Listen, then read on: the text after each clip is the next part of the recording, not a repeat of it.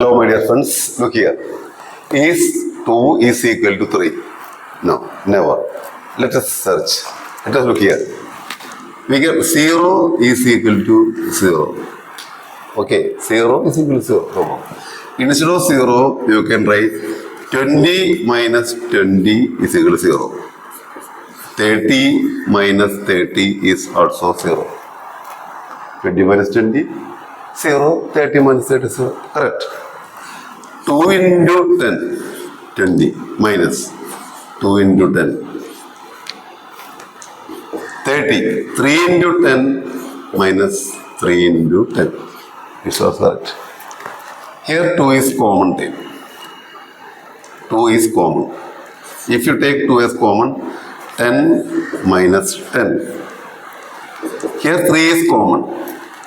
If you take 3 as common, again 10 minus 10. 10 minus 10 and 10 minus 10. We can cancel. 2 is equal to 3. We know that actually it is wrong. Where is the mistake? Comment it. Step number 1, 2, 3, 4 or 5. Which step is wrong?